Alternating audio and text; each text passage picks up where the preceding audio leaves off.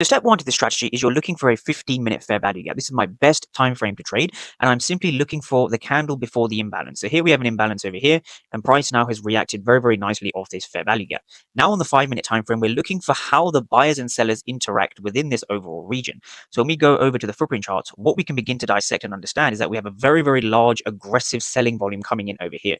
Particularly what's interesting is when you look at this candle, you see 370 for only one buyer. This means that there's so many more aggressive sellers than there are buyers. We see the same thing over here, 174 for one, and then we also see a lot of aggressive selling over here. So the volume is very much situated towards aggressive selling. But despite that, the market was still able to find an area of support and bounce off this particular fair value gap.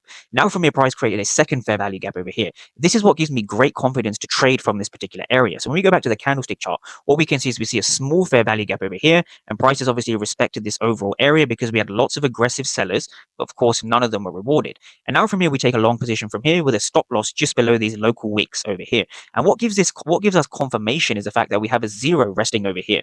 Price has given us 45 for zero, which means that the auction has been wiped out. There are no more aggressive buyers at this area, and sellers have obviously failed to drive price lower.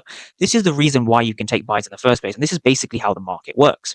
So now from here, we had a very, very large move to the upside, catching this nice risk reward trade over here.